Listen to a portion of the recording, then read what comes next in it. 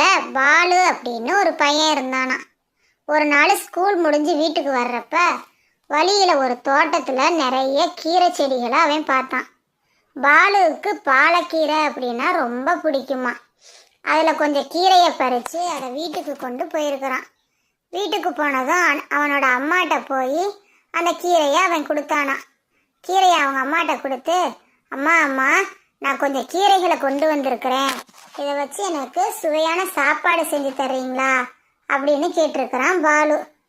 அவனோட அம்மா கேட்டாங்களாம், எங்கிருந்து இந்த கீரைகளெல்லாம் கொண்டு வந்த அப்படின்னு கேட்டிருக்கிறாங்க.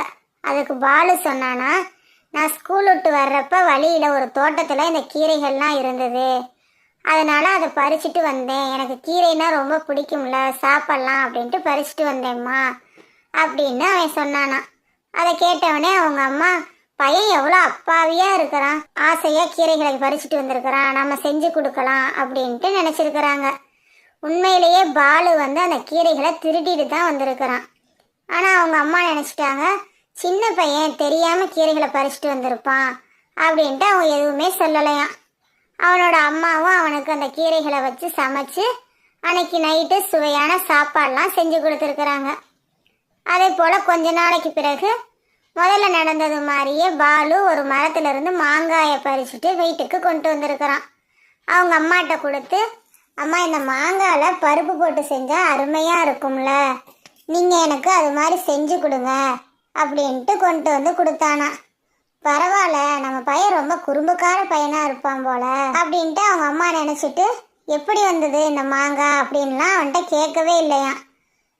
கேட்காம அவனுக்கு அவன் கேட்ட மாதிரியே அந்த மாங்காவில் பருப்பு போட்டு செஞ்சு கொடுத்துருக்குறாங்க.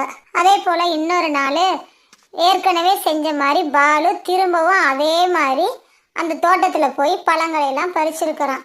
அவன் பழத்தை பறிக்கிறப்ப தோட்டக்காரர் அவனை பார்த்துட்டாரு. அவனை அப்படியே கையும் களவுமா பிடிச்சு வேகமாக அவனை இழுத்துக்கிட்டு போய் அவங்க அம்மாட்ட போய் அவனை பற்றி சொல்லியிருக்கிறாரு. உங்கள் பையன் இப்படி என்னோட தோட்டத்தில் அடிக்கடி வந்து மாங்காய் பறிச்சுட்டு போகிறான் அப்படின்ட்டு. அதுக்கு பாலுவோட அம்மாவுக்கு ரொம்ப கோபம் வந்துருச்சான்.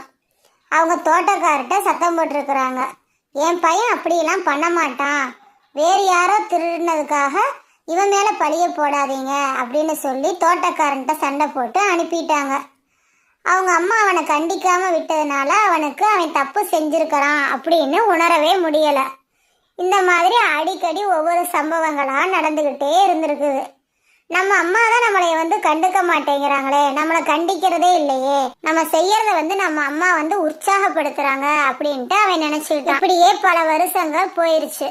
பாலுவும் பெரிய பையனாயிட்டான். வயசு ஆக ஆக அவனோட தேவைகளும் மாறும் தானே. அவன் சின்ன வயசுல பழங்களையும் காய்கறிகளையும் திருடனான். ஆனா இப்ப அவன் தேவைகளுக்கு ஏற்ற மாதிரி பெருசாயிட்டதுனால பணம், மற்றவங்களோட பர்ஸு, இந்த மாதிரி பொருள்களை எல்லாம் திருட ஆரம்பிச்சான்.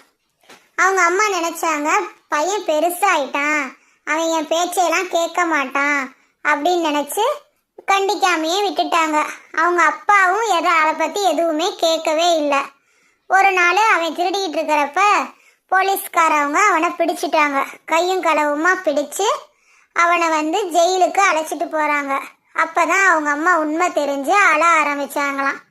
அப்ப அவங்க அம்மாட்ட பாலு சொன்னானா, இப்ப அழுது என்ன பிரயோஜனம், நான் சின்ன வயசுலயே ஃபர்ஸ்ட் தோட்டக்காரங்க வீட்டில் போய் கீரையை திருடிட்டு வந்திருந்தப்பயே நீங்க எனக்கு நல்ல வழியை சொல்லி தடுத்திருந்தா நான் இந்த நிலைமைக்கு வந்திருக்க மாட்டேன்ல, இப்ப அழுது என்ன பண்றது அப்படின்னு சொல்லிட்டு அவன் தண்டனை அனுபவிக்கிறதுக்காக போலீஸ் ஸ்டேஷனுக்கு போயிட்டானா.